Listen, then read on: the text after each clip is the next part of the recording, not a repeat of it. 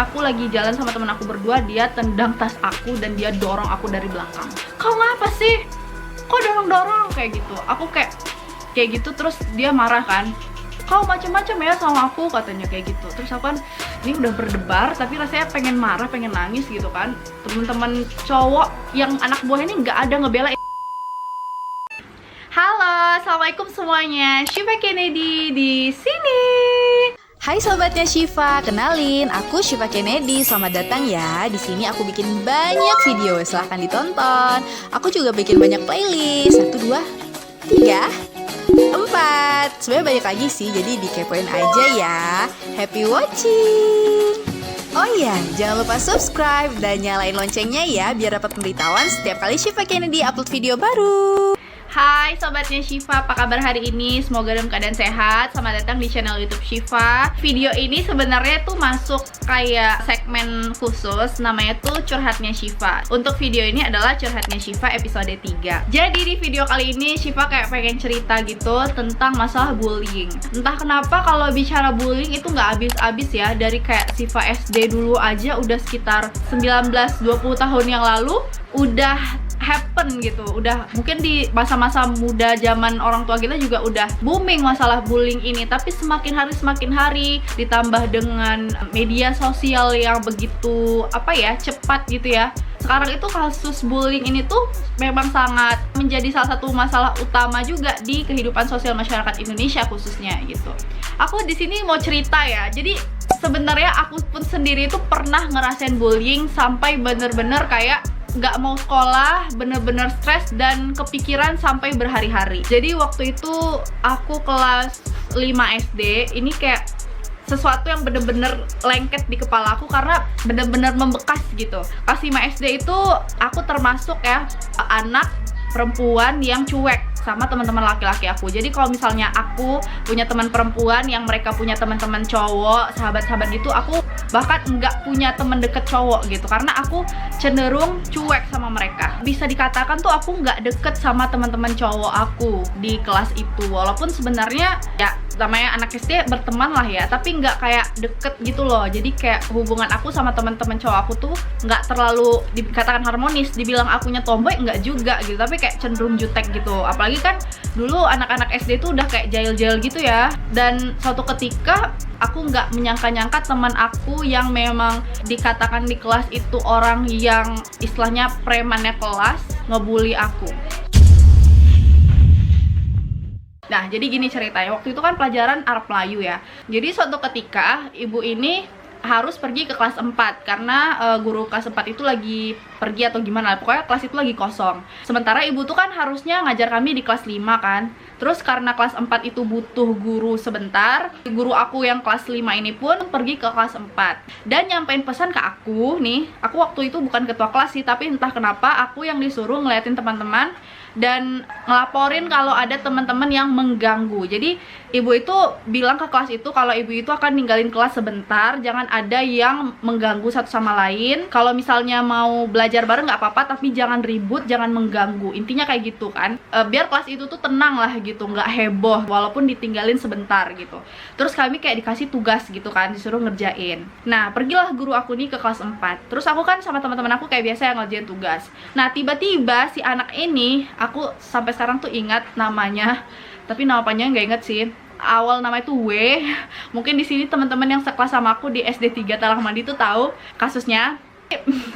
Jadi dia ngejailin teman aku sampai dia kayak ngedorong-dorong meja teman aku. Pokoknya heboh di sana karena dia kayak ngerasa bossy gitu. Dia kayak ngerasa kalau dia itu ketua geng di kelas itu dan dia nggak mau dilawan gitu. Kayak dia nggak terima kalau kita tuh nggak nurutin apa yang dia mau. Dan dia terus ganggu sampai ganggu aku juga gitu. Kayak dia ngeliat buku-buku aku. Ya sebenarnya nggak apa-apa sih kalau dia nggak ngeganggu, tapi itu jatuhnya dia udah ngeganggu sampai akhirnya cukup ribut dan aku udah nggak tahan lagi. Terus teman aku yang di samping cewek udah dorong-dorong gitu kan, yuk shift kita kaduin aja sama ibu, yuk kan katanya bu guru kalau misalnya ada yang ganggu, ada yang ribut, kabarin biar dia nanti dimarahin gitu kan. Terus dia kayak nantang gitu, ya udah coba aja katanya, kalau berani awas katanya kayak gitu. Terus aku kan kayak ditantang ya, Dan teman-teman aku tuh pada kayak, yuk sih, ayo kita bilang yuk gitu kan. Terus teman-teman cewek juga pada kayak gitu. Aku kan gak peduli ya, karena aku udah kayak marah gitu kan sama dia, karena aku juga gak punya power kan, cewek kan. Akhirnya pergilah aku berdua sama teman aku ke kelas 4 ya kan, ngaduin ke guru aku tadi kalau si W ini bikin kegaduhan, bikin ribut dan ngeganggu teman lainnya.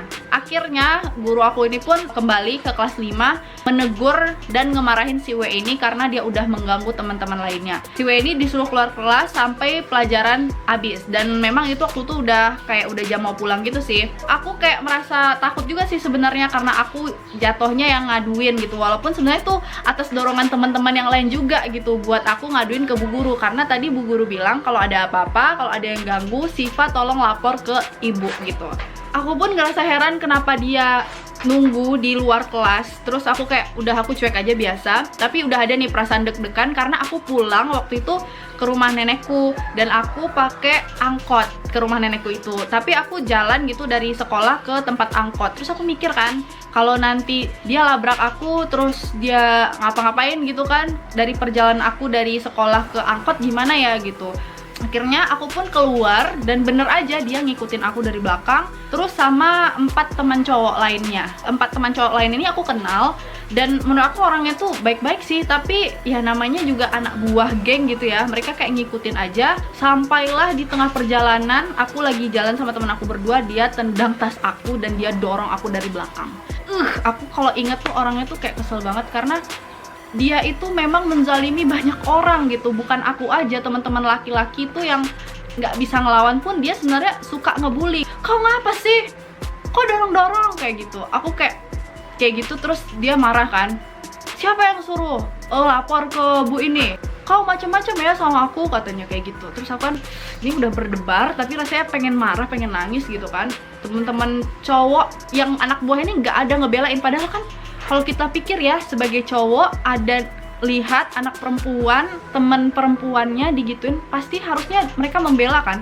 Tapi karena mereka ini hanya anak buah dan mereka nggak mau dibully juga kayak gitu, mereka tuh cuma kayak udah tuh, tapi nggak bisa ngebela, kayak bener-bener ngebela gitu. Sementara teman-teman perempuan aku juga bantu ngebela aku. Yang nggak aku terima di sana, dia ngedorong aku bener-bener kuat sampai aku mau jatuh dan dia tendang-tendang tas aku. Karena aku bingung, akhirnya aku lari sama teman aku berdua. Aku sampai tuh di tempat nunggu angkot gitu, terus aku naik angkot, terus dia ya udah di jalan gitu karena dia memang nggak angkot gitu, dia kayak ke rumahnya itu jalan.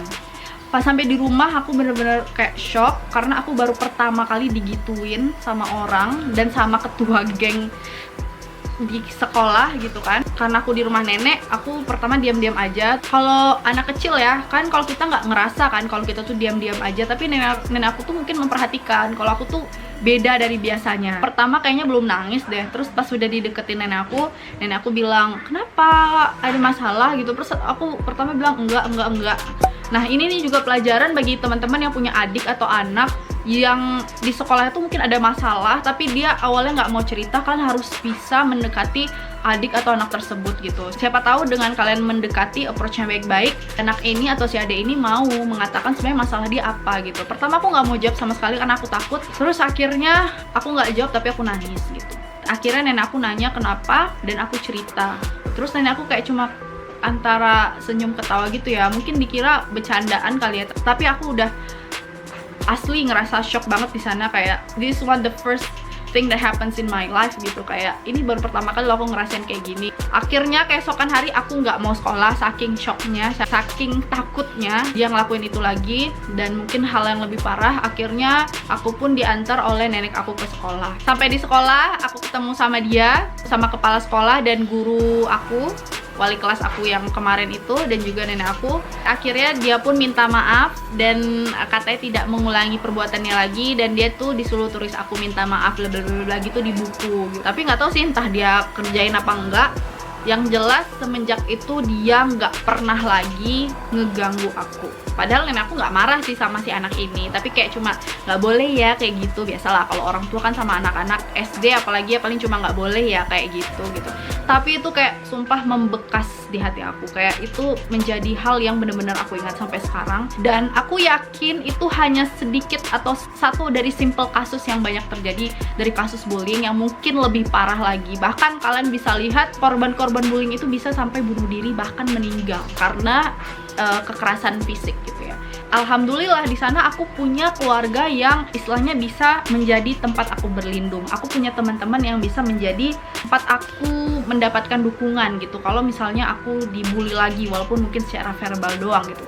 Bagaimana ceritanya teman-teman yang enggak punya pondasi, enggak punya tempat berlindung, enggak punya tempat cerita, ditambah lagi mungkin mereka introvert, mereka cuma menyimpan itu di dalam hatinya, dan ketika itu berulang-ulang maka itu akan membekas sebagai trauma bagi mereka. Jadi that's why kenapa ada orang yang mungkin menjadi antisosial, atau orang yang menjadi suka merenung, atau orang yang tertutup karena dia udah mengalami hal-hal yang gak mengenakan bagi dirinya, dan itu sangat membekas untuk hati dan pikirannya. Dan sebenarnya emang kayak aneh sih ya, cowok ngebully cewek bahkan sampai fisik kayak gitu.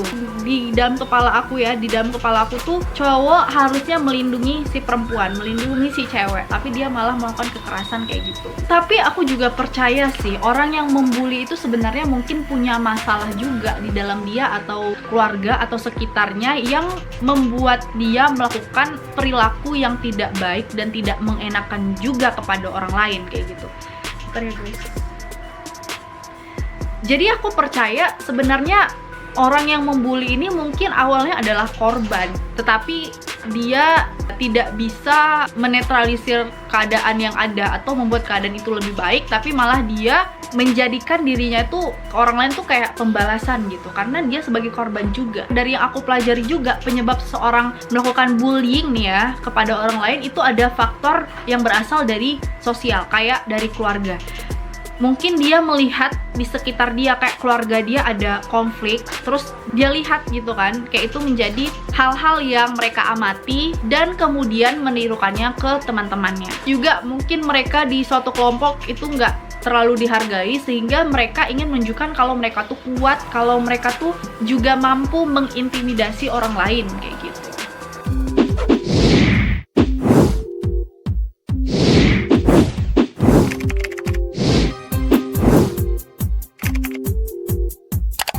Oke deh teman-teman semua, makasih ya udah nonton videonya sampai akhir. Semoga teman-teman suka dan bermanfaat bagi teman-teman. Jangan lupa give me a thumbs up biar Syifa makin semangat bikin video baru, dan share link video ini ke teman-teman kalian. Ayo kita sebar kebermanfaatan dan biar teman-teman yang lain kenal sama Syifa Kennedy.